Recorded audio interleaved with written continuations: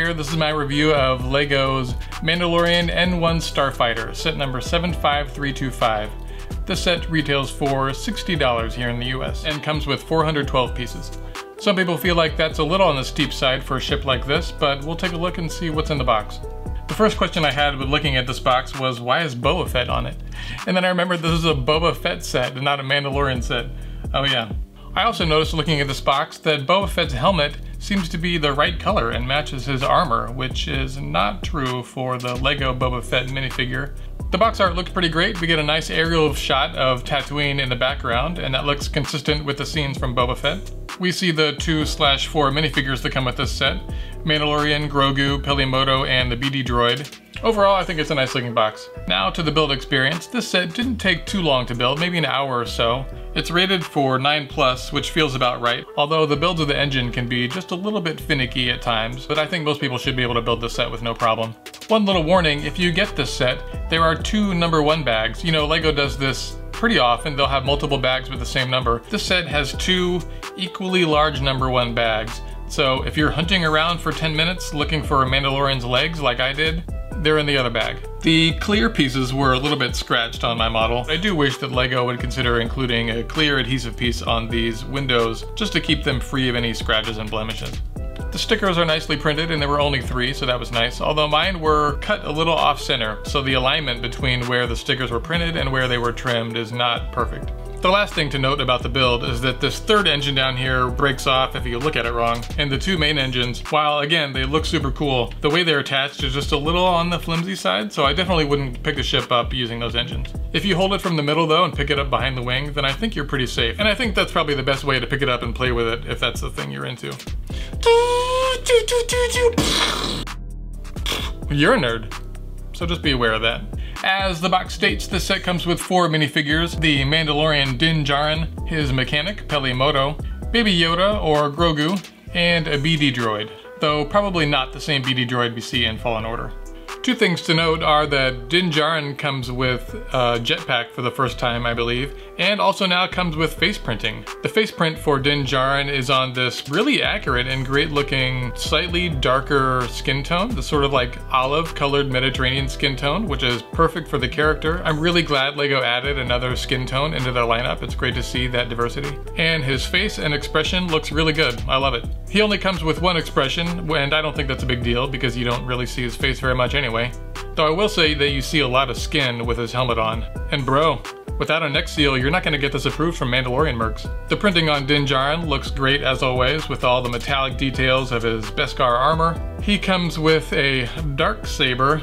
You've seen other reviews, you know that this dark saber is just a silver lightsaber hilt with a black insert. I get it, it's frustrating that we don't have a proper darksaber in LEGO at this point. I really hope we do here in the next Mandalorian season. It makes sense. We're seeing enough of that lightsaber that I really think LEGO needs to step up and make a custom mold for that piece. But unfortunately, that has not happened yet. What I find to be way more annoying personally is that his Beskar helmet does not match his Beskar jetpack. These are both made of the same material and they should be the same color. Now, just to compare, I pulled out one of my older Mandalorian minifigures from the, I believe this one is from the ETST set in 2019. He's got his old armor, but he was still wearing the same helmet, his same Beskar helmet, and we can clearly see here that it's the darker gray. So I'm not really sure why they switched it. I think they should have just stuck with the darker gray and continued to use that, but for some reason they transitioned over to using this lighter gray piece, which again is fine, but I think all of it should be the light gray in that case. Moving on to Grogu, what a cute little guy. He's the same tiny little figure we've seen before, so nothing new here. Maybe we'll get to see him with a tiny little Beskar chainmail in the future. I don't know what Season 3 holds. But for now, he's just as tiny and cute as ever. Also new in this set is Pelimoto, the mechanic from Mos Eisley. I think she's in Mos Eisley. And she looks pretty great. She does not have leg printing, but she has a nice looking torso piece and a belt, which I think is perfect. I love her belt and her giant wrench. I think that belt really adds a lot of texture and detail. Her hair is pretty nice looking. The texture is great. It's a little on the big side maybe. I don't think her hair was ever quite this Sigourney Weaver. And Peli comes with 2 faces. One more jovial, sort of smiling face, and one sort of, I don't know, what would you call that? A tired smirk? Something tired. She definitely looks tired. She looks a little sad to me in that one, to be honest. But the smiling face looks great. Oh, I know why they included the sad face. I bet this is for when you want to play act when she's talking about her weird Jawa relationships. That would make me sad too. Lastly, we get the BD droid for the first time. Again, probably not the same BD-1 droid we see in the video game Jedi Fallen Order. And he's really cute in the show and just as cute here, although, you know, you can't really make him stomp around and pose the way he does in the show. But he looks great and the scale is perfect. Now looking at the actual build, let's talk about it. Overall, I think it looks pretty nice. It's instantly recognizable. It's pretty big in dimensions, you know, if you compare it to other ships in the series, sort of like Boba Fett's ship or Luke's X-Wing, although those sets were definitely a little bit more dense in their build. But if you compare this to images of the show, then I feel like the designers sort of broadly got all the big brush strokes and everything is roughly where it should be. The external guns at the front here look pretty nice. I think they look really cool, although they don't have an opening at the front, which is, I don't know, maybe that bothers me a little. The sticker on the souped up engine looks pretty good. When I built this, I was halfway through and I was putting on this engine piece at the top, this souped up engine that they added onto it in the show. And I kept wondering, like, what is wrong with this? Why is this thing flopping around? Did I do something wrong? I went back and looked at the instructions like 4 times until I finally realized that's how you shoot the cannon at the front.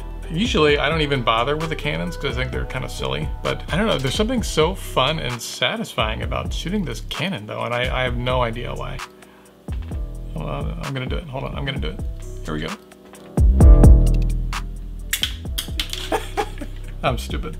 The engines are pretty nicely detailed. I appreciate that they're not identical. You know, they're not super different from each other, but they're a little bit different. The piece here at the front is printed, so that's nice to see. I will say they're a little on the wobbly side, so I definitely wouldn't pick the ship up from these engines, but as long as you don't mess around with them too much, they're fine. We see a little bit of yellow bricks on this ship to allude to the original color of the N-1 Starfighter, which was mostly yellow with a chrome front, which was allegedly to dazzle optical sensors or something. I don't know, that seems like bullshit to me. I think they just thought it looked cool.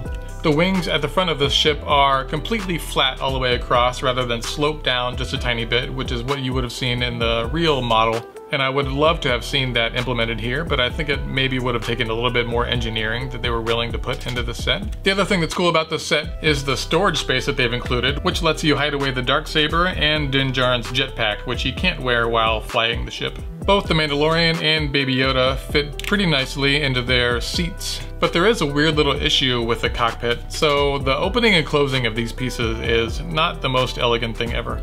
The seat occupied by Baby Yoda opens and closes just fine, but the main canopy doesn't close all the way unless you really press down on it to clear the brick behind it. Probably not something that's a big deal, and I don't think it's gonna damage the bricks or anything, but it doesn't feel elegant or intentional. The other thing to mention is that if you close the canopy on the main compartment first, then you will not then be able to close the canopy on the back. So there's an order of operations here where you need to close the back one and then the front one. At least on my set. Let me know if you built this and yours is different. Like I mentioned before, the third engine that Pelimoto and Din Djarin added onto this ship to make it super extra double fast is pretty fragile. So if you try to pick this ship up from the bottom, you're probably gonna just bend the hell out of this piece and eventually it's gonna fall off. It's gonna fall off no matter what. It would have been pretty nice to see a longer Technic pin in there just to help stabilize this and keep it from moving around and falling off so much. Especially given the age rating for this set and the fact that it's a playset. The piece at the very back here has a flexible end, which is kind of cool, although I'm curious if it's gonna discolor in the future.